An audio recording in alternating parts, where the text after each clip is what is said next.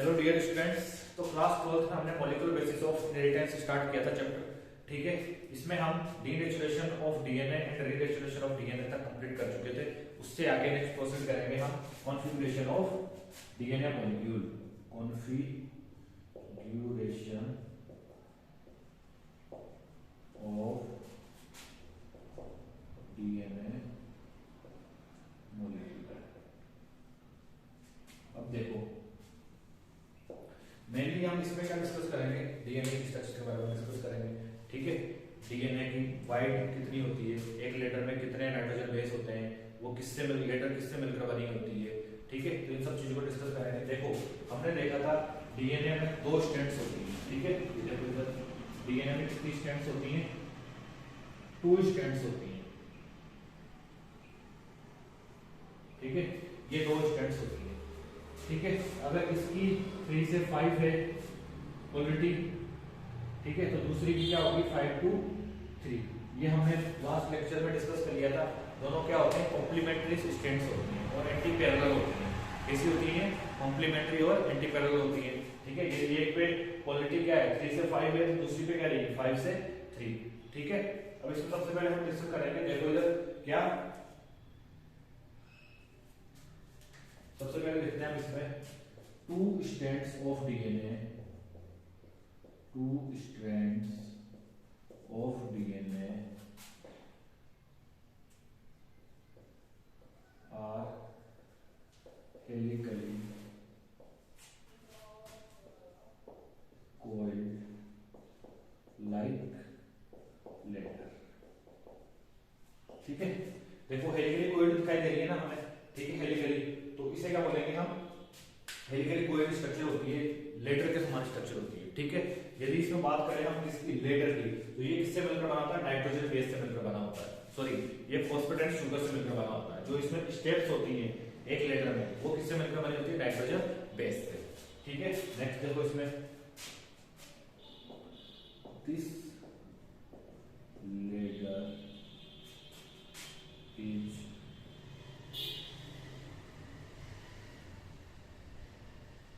composed of, किससे मिलकर बनी होती है, sugar and phosphate, sugar and phosphate किससे मिलकर बनी होती है, शुगर एंड फॉस्फेट से। ठीक है, जो एक लेटर के बीच में जो स्टेप्स होती हैं, जो इसके बीच में स्टेप्स प्रेजेंट होती है, वो किससे मिलकर बनी होती है, नाइट्रोजन बेस से। हमने देखा ना प्यूरिन एंड प्रिमिडिन से। ठीक है, वो नेक्स्ट लिखने दीजिए,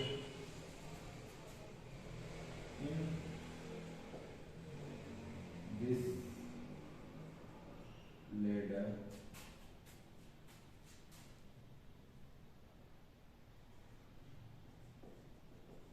स्टेप्स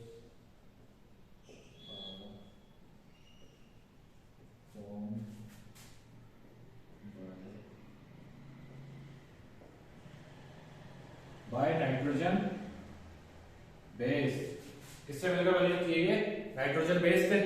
ठीक है, तो ये 3 चीजें हमने इसमें देखी। देखो, ये क्या हेलिकली कोइल्ड स्ट्रक्चर होती है डीएनए की, दोनों स्ट्रैंड की कैसी होती है, हेलिकली कोइल्ड स्ट्रक्चर होती है। ठीक है, सेकंड इसमें बात करें हम, क्या देखा, जो ये लेटर होता है, ठीक है, ये किससे मिलकर बनी होती है, शुगर एंड फॉस्फेट से। किससे मिलकर बनी होती है, शुगर एंड फॉस्फेट से। ठीक है, थर्ड बात करें इसमें क्या, जो इसमें स्टेप्स प्रेजेंट होती है, किसकी, एडेनिन, थाइमिन की, साइटोसिन, ग्वानिन की। ठीक है, तो ये जो लेटर में जो स्टेप्स नहीं वाली है, किससे मिलकर बनी होती है, नाइट्रोजन बेस से। किससे मिलकर बनी होती है, ये नाइट्रोजन बेस से। यहां तक डिस्कस हो गया हमारा। नेक्स्ट देखो इसमें क्या है, यहां तक देखो इसको। नेक्स्ट हमने इसमें क्या देखा, जो दोनों इसमें स्ट्रैंड्स है वो क्या है, एंटी पैरेलल है। ठीक है, दोनों स्ट्रैंड्स क्या है, एंटी पैरेलल। तो क्या लिखेंगे हम इसमें, in DNA both strands are antiparallel, both strands are anti-parallel, means if one one is 3 to 5 polarity, then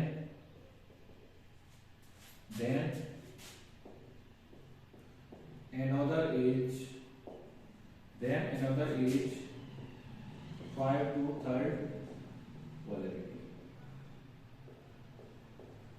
ठीक है, यहां तक समझ में आया सबके? एंटी पैरेलल होती है, कॉम्प्लीमेंट्री होती है, दोनों की दोनों हमने पहले भी डिस्कस कर लिया था ये। ठीक है, फिर मैंने तुम्हें एक बार समझा दिया इसको। ओके,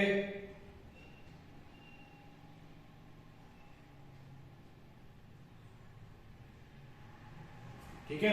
अब देखो इसमें नेक्स्ट, यदि हम बात करें इन दोनों स्टेप्स के बीच के डिस्टेंस की, तो ठीक है, इन दोनों नाइट्रोजन बेस के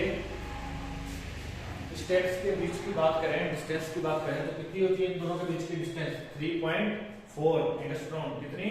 3.4 एंगस्ट्रॉम। ठीक है, और ये पूरा का पूरा क्या कहलाता है? एक टर्म कहलाता है इसका, डीएनए का, जिसे बोलते हैं हेलिक्स लेंथ। जिसे क्या बोलते हैं? Helix length. तो एक टर्म में कितने नाइट्रोजन बेस की स्टेप्स होती हैं? 10 स्टेप्स प्रेजेंट होती है इसमें। कितनी? 10 स्टेप्स। ठीक है, तो 3 पॉइंट हमने दोनों के बीच में देखा 3.4 इंटू 10, तो कुल हेलिक्स लेंथ कितनी आई? 34 एंगस्ट्रॉम। तो ये पूरी की पूरी क्या है? हेलिक्स लेंथ बोलते हैं। इसको क्या बोला जाता है? हेलिक्स।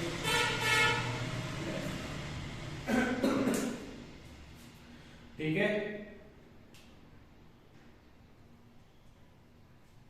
तो देखो इसमें क्या लिखेंगे हम? इसमें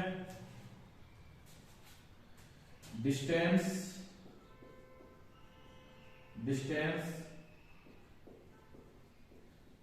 बिटवीन टू सक्सेसिव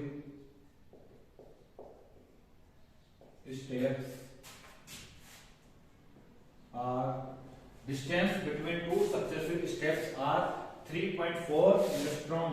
कितनी? 3.4 एंगस्ट्रॉम होती है। ठीक है, अब यदि एक टर्न की बात करें, पूरे जो बताया इसे हेलिक्स लेंथ बोलते हैं। ठीक है, यहाँ कोइलिंग की बात करें, वन कोइल की बात करें किसके? डीएनए की, तो वो कितनी होती है? 34 एंगस्ट्रॉम। ठीक है, ये भी लिख सकते हैं हम इसमें।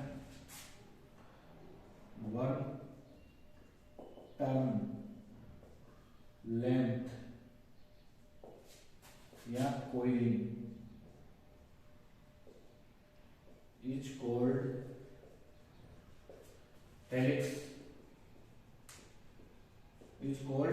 Helix length.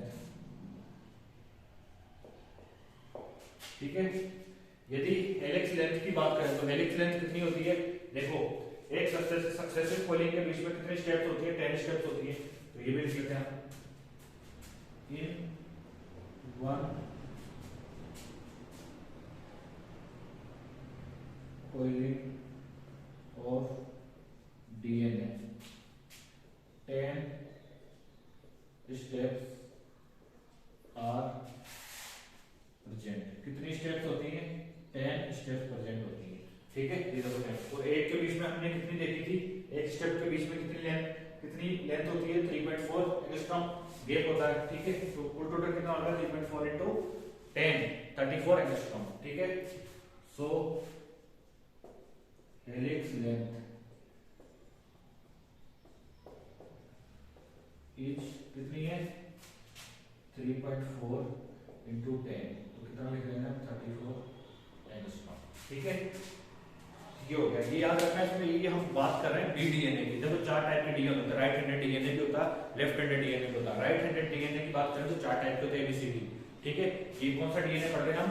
बीडीएनए, जो कि वाटसन एंड क्रिक ने डिस्कवर किया था, उस डीएनए की बात कर रहा हूं मैं। ठीक है, ये जो भी हम देख रहे हैं इसमें डाटा, हेलिक्स लेंथ, स्टेप्स के बीच की लेंथ, ठीक है, ये सारे की सारी हम बात कर रहे हैं बीडीएनए की। ठीक है, इसके अलावा एक लेफ्ट हैंडेड डीएनए भी होता है। ठीक है, जिसे जेड डीएनए बोला जाता है। जिसे क्या बोला जाता है? Z DNA. उसमें जो हेलिक्स लेंथ होती है 45 एंगस्ट्रॉम होती है। ठीक है, यहां तक समझ में आ गया सबके? कोई डाउट बोलो, कोई डाउट है तो बोलो भाई जल्दी से।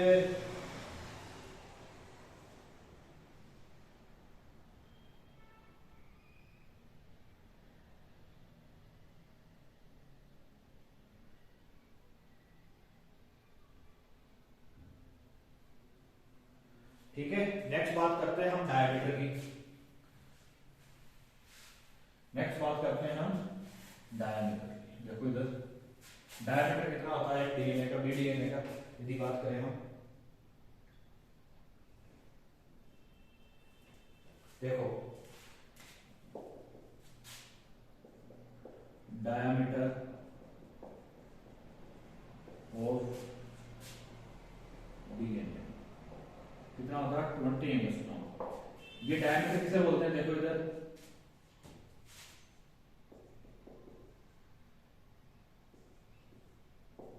लेंथ बिटवीन टू या width between two phosphate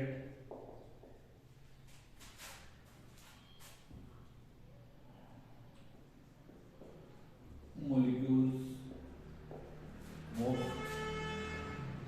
strands ठीक है, समझ में आया। इसे क्या बोलेंगे हम, यहाँ पर तीन चीजें देखी हमने, क्या क्या देखी, स्टेप्स के बीच की विड्थ देखी, ठीक है 3.4 एंगस्ट्रॉम, हेलिक्स लेंथ देखी हमने 34 एंगस्ट्रॉम, उसके बाद क्या देखा हमने, डायमीटर देखा कितना होता है 20 एंगस्ट्रॉम। तो ये सारी की सारी बात जो चल रही है किसकी चल रही है, 10 नाइट्रोजन बेस देखी, इसमें हमने 10 नाइट्रोजन बेस प्रेजेंट होते हैं एक कोइलिंग में, ठीक है। तो ये सारी चीजें याद रखना। ये बात कर रहे हैं बीडीएनए की। तो बीडीएनए डिस्कवर किया था वाटसन एंड क्रिक ने, जो कि राइट हैंडेड डीएनए है, कोइलिंग के बेस पे कौन राइट हो रहा है, ठीक है, कोइल के बेस पे टाइप इसके डेवलप किए गए थे, ठीक है ना, कौन सा राइट हैंडेड है, कौन सा लेफ्ट हैंडेड कोइलिंग पर है, तो याद रखना है। नेक्स्ट इसमें हम देखेंगे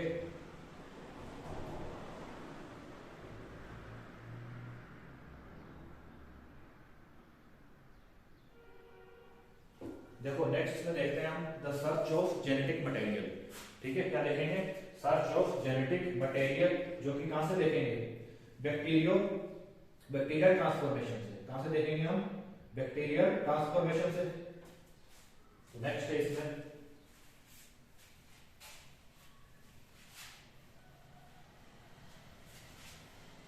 नेक्स्ट क्या है इसमें, the search for genetic material, the search for genetic material, the search for genetic material. Genetic material की डिस्कवरी कहां से हुई, कैसे हुई, वो सब डिस्कवर करेंगे, वो सब देखेंगे हम यहाँ पर, ठीक है। सबसे पहले देखेंगे हम इसमें एविडेंस फ्रॉम बैक्टीरियल ट्रांसफॉर्मेशन। सबसे पहले देखेंगे एविडेंस फ्रॉम बैक्टीरियल ट्रांसफॉर्मेशन।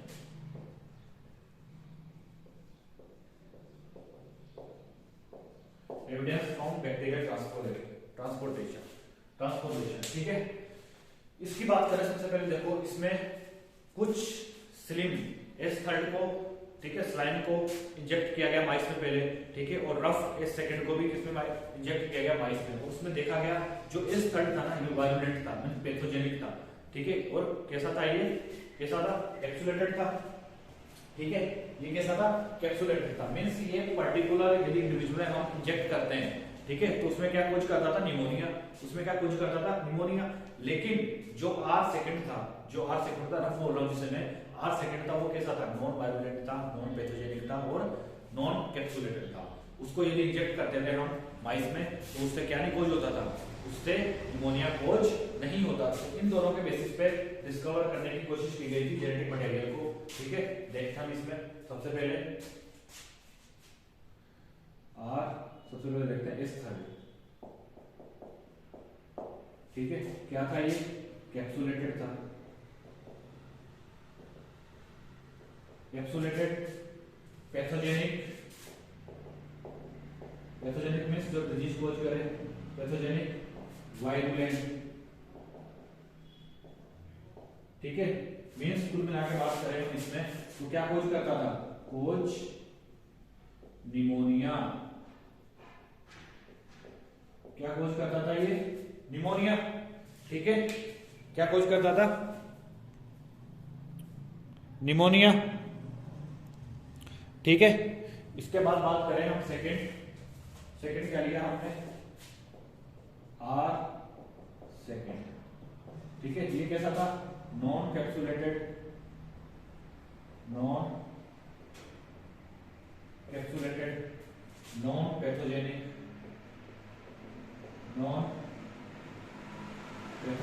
और नॉन वायरुलेंट, कैसा था, नॉन वायरुलेंट, कैसा था ये, non capsulated, non pathogenic, non virulent था, ठीक है। तो ये क्या नहीं कोज करता था, not cause pneumonia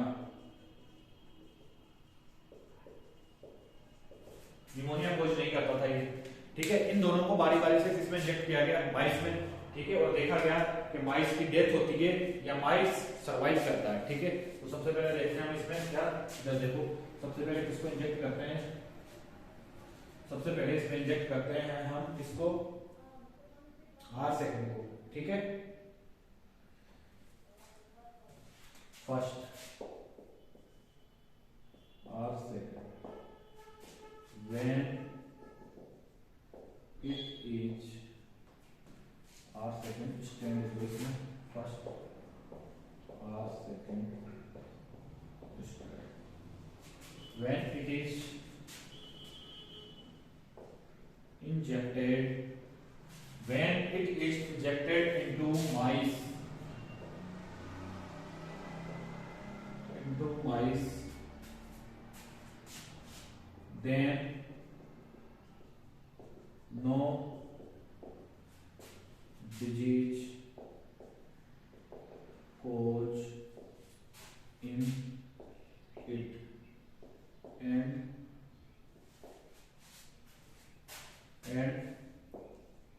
mice survive, और माइस क्या कर जाता, सर्वाइव कर जाता था, ठीक है।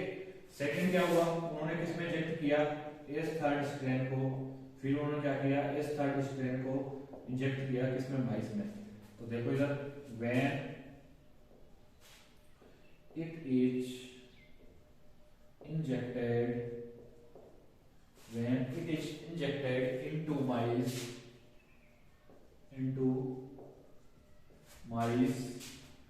then निमोनिया, या लिख सकते हैं हम इसमें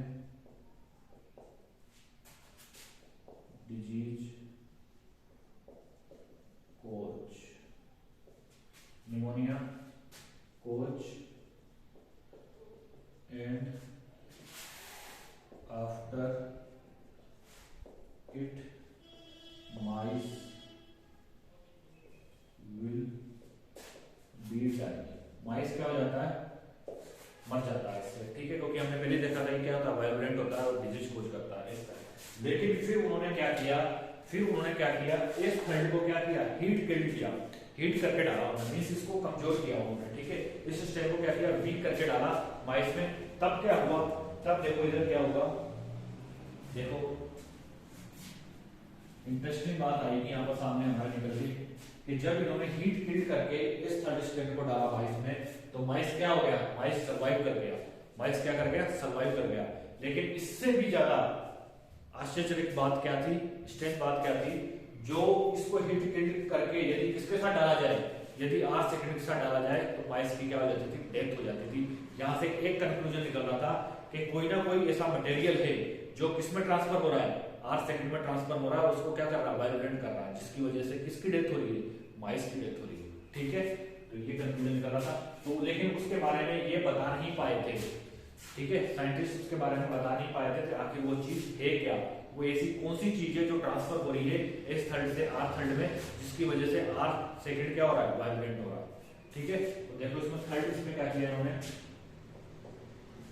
एस थर्ड स्ट्रैंड को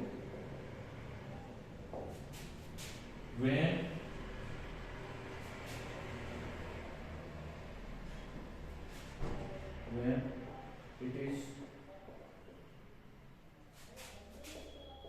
transferred to mice after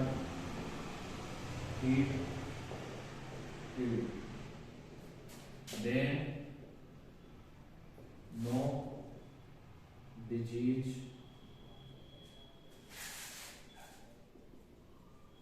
caused in mice and mice survive। माइस क्या हो गया, सर्वाइव कर गया। लेकिन अब इन्होंने क्या किया, दोनों को मिला के डाल दिया, किस किस को, आर सेकंड को और आर थर्ड स्ट्रेन जो कि हीट किल्ड हुई स्ट्रेन थी, उन दोनों को मिला के डाल दिया।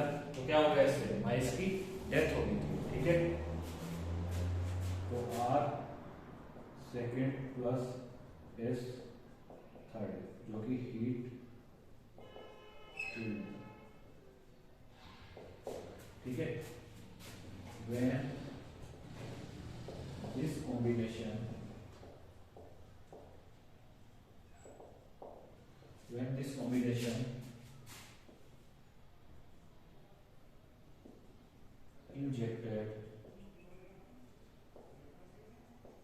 injected into mice, then mice will be die। तब क्या हो जाता है, माइस की डेथ हो जाती है। तो यहाँ से ये कंक्लूजन निकल रहा था कि कुछ ना कुछ ऐसा सब्सटेंस है जो कि कहाँ से ट्रांसफर हो रहा है, आर इस थर्ड से ट्रांसफर हो रहा है आर सेकंड में, जिससे क्या हो गई, माइस की डेथ हुई। लेकिन वो एग्जैक्ट बता नहीं पाए थे कि ये क्या है, डीएनए है या क्या है। ठीक है, यहाँ तक देखो सब, यहाँ तो कोई बात समझ में नहीं आई तो बताओ मुझे।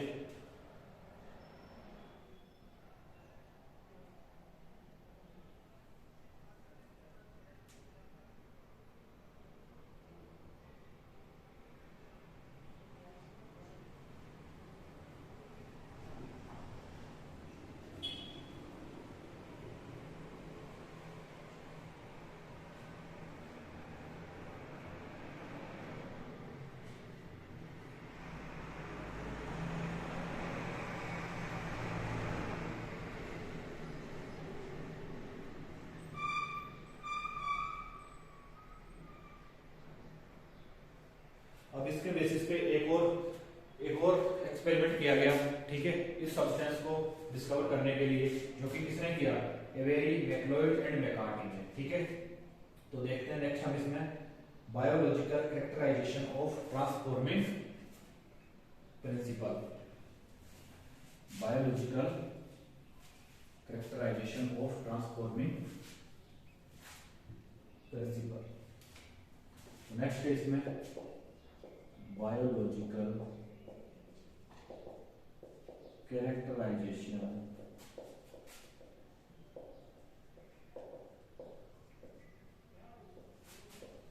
ऑफ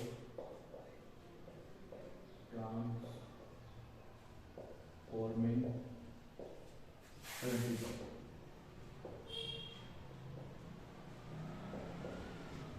देखो, बाद में यह प्रयोग किया गया, इसके द्वारा यह एक्सपेरिमेंट किया गया,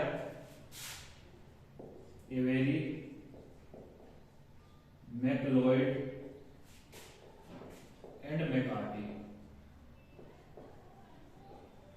इन तीनों साइंटिस्ट के द्वारा यह एक्सपेरिमेंट किया गया। इसमें क्या किया गया, इन तीनों साइंटिस्ट ने क्या किया, जो आर टाइप था उसको उन्होंने क्या किया, कल्चर मीडियम में ग्रो करवाया। ठीक है, और इस थर्ड से डीएनए एक्सट्रैक्ट को निकाल के, एक्सट्रैक्ट को निकाल के इसमें डाल दिया, कल्चर मीडियम में डाल दिया। तो उन्होंने क्या देखा, कुछ टाइम बाद उसमें क्या मिल गए, किस टाइप के स्ट्रैंड मिले उसमें, इस थर्ड टाइप के भी स्ट्रैंड मिलने लगे उनको। तो उन्होंने इससे ये कंक्लूजन निकाला कि कुछ ना कुछ तो ऐसी चीज है जो कि क्या हुई, ट्रांसफर हुई, किससे,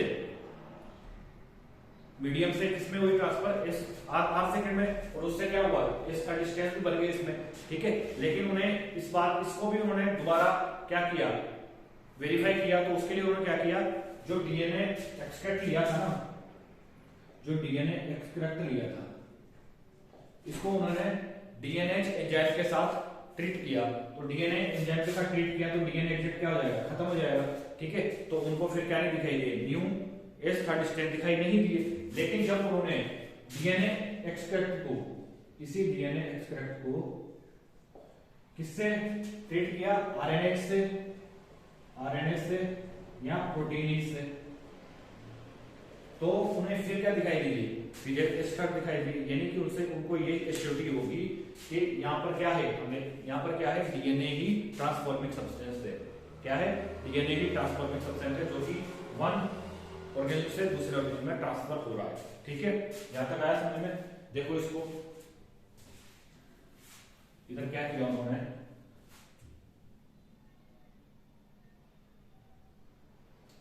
देखो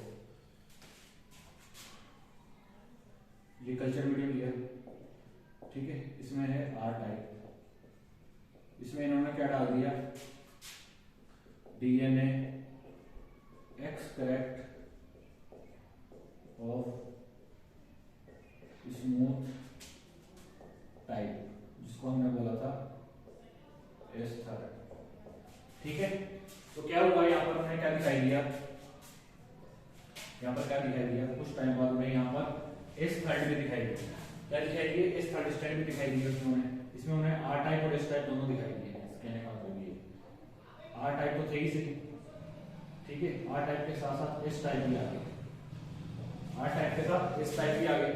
लेकिन फिर उन्होंने क्या किया, इसको क्रॉस चेक करने के लिए, उन्होंने क्या किया, जो डीएनए एक्सट्रैक्ट डाला था ना, इस डीएनए एक्सट्रैक्ट को डीएनए treated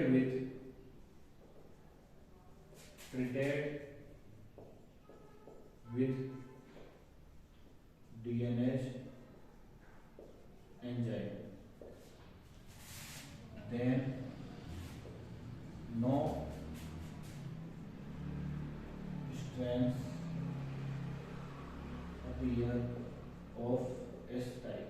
तो S टाइप के उन्हें कोई भी स्ट्रैंड दिखाई नहीं दिए इसमें।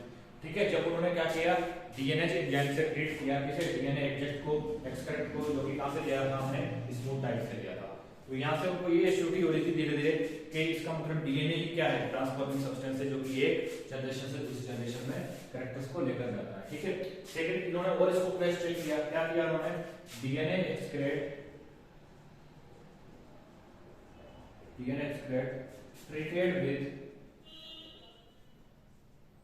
treated with RNase enzyme and protease enzyme से ट्रीट किया। उन्होंने क्या दिखाई दिया, देन S3 appears। तो क्या हो चुका था, S3 दोबारा अपीयर हो चुके थे इसमें। तो यहाँ से उन्होंने ये एश्योरिटी हो चुकी थी उन्हें कि डीएनए एक ऐसा सब्सटेंस है जो क्या होता है, यहाँ से R सेकंड से, यहाँ S3 से किसमें ट्रांसफर हो रहा, R सेकंड में ट्रांसफर हो रहा, उसको क्या कर रहा था, वाइब्रेट कर रहा था, उसे क्या कर रहा था, पैथोजेनिक कर रहा था, जिसकी वजह से माइस की डेथ हो रही थी। तो यहाँ से उन्होंने क्या कंक्लूजन निकाला था। इसके बाद एक और एक्सपेरिमेंट होता है, ठीक है, हास्य टेस्ट का एक्सपेरिमेंट, वो भी देखेंगे हम, उसमें पक्का एविडेंस हो जाता है इनको। ठीक है, यहां तक देखो, इसको कुछ समझ में नहीं आया तो पूछो।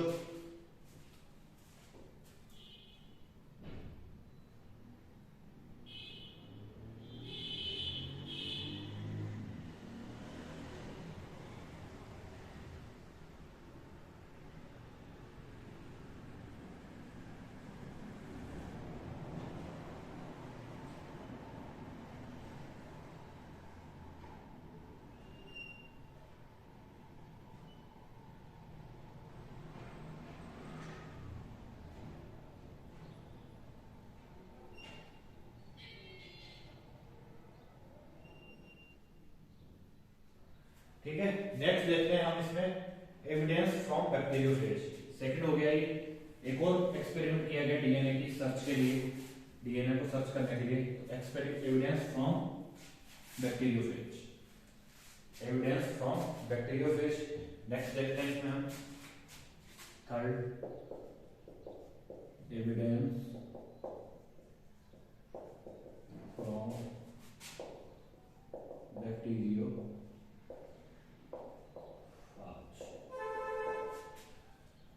ये एक्सपेरिमेंट जो किया गया ना, ये हर्शे एंड चेज के द्वारा किया गया था। ये पक्का प्रूफ देता है कि डीएनए ही क्या है, जेनेटिक मटेरियल है।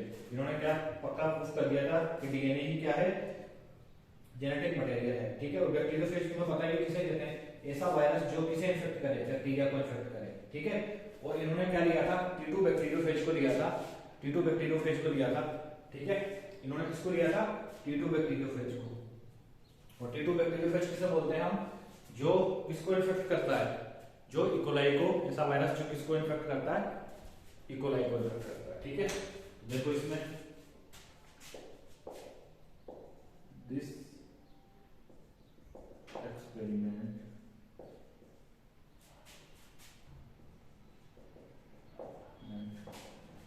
proposed by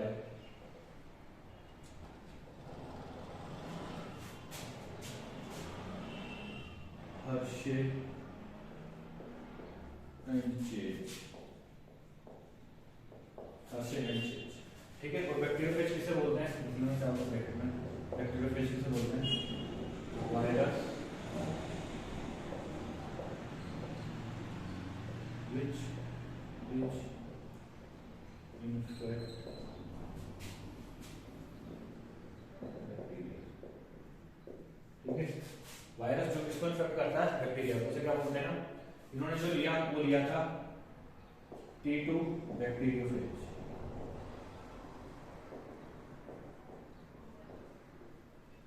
और T2 बैक्टीरियोफेज क्या है, इट इन्फेक्ट्स इकोलाई बैक्टीरिया। ये किसे इन्फेक्ट करता है, इकोलाई बैक्टीरियम को इन्फेक्ट करता है, ठीक है। अब इसमें इन्होंने क्या किया था, देखो सबसे पहले इसमें 3 स्टेप्स आती हैं, इन्फेक्शन, ब्लेंडिंग और सेंट्रीफ्यूगेशन। 3 स्टेप से इन्होंने इसको पूरा किया था, ठीक है। 3 स्टेप्स, फर्स्ट इन्फेक्शन, पहले तो इन्फेक्शन करवाया, ठीक है। सेकेंड फिर ब्लेंडिंग करवाई इनकी, ब्लेंडिंग, देन सेंट्रीफ्यूगेशन करवाया, देन सेंट्रीफ्यूगेशन, देन क्या करवाया, सेंट्रीफ्यूगेशन, ठीक है। 3 स्टेप्स इंक्लूड होती है इसमें। एविडेंस फ्रॉम बैक्टीरियोफेज जो इन्होंने एक्सपेरिमेंट किया था, इसमें 3 स्टेप्स लिए उन्होंने। इन्फेक्शन करवाया सबसे पहले तो, ठीक है, फिर ब्लेंडिंग करवाई और फिर सेंट्रीफ्यूगेशन करवाया, ठीक है, ओके। देखो अब जो T2 बैक्टीरियोफेज है ना, ये जिस डीएनए से मिलकर बना होता है उसमें केवल क्या प्रेजेंट होता है, उसमें केवल क्या प्रेजेंट होता है डीएनए में, बताओ, ओनली फास्फोरस। क्या प्रेजेंट होता है, फास्फोरस, सल्फर एब्सेंट होता है डीएनए में, केवल फास्फोरस प्रेजेंट होता है, सल्फर एब्सेंट होता है। इसके उलट प्रोटीन में क्या एब्सेंट होता है, फास्फोरस एब्सेंट होता है और सल्फर प्रेजेंट होता है, ठीक है। तो ये देख लो, इसमें लिख लेते हैं हम T2 बैक्टीरियोफेज में,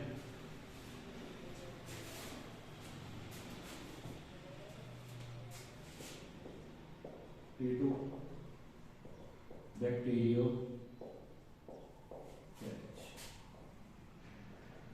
क्या लिखेंगे इसमें, it's DNA made up by, it's DNA made up by, किससे मिलकर बना होता है, ओनली फास्फोरस,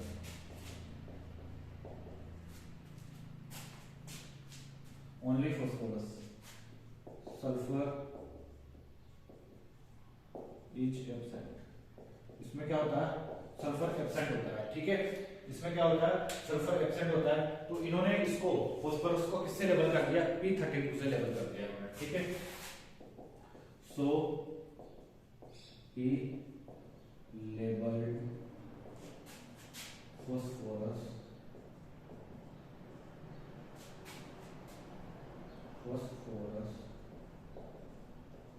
बाय P32, ठीक है। इसके उलट जो इसमें प्रोटीन था, जो इसमें क्या था, प्रोटीन था,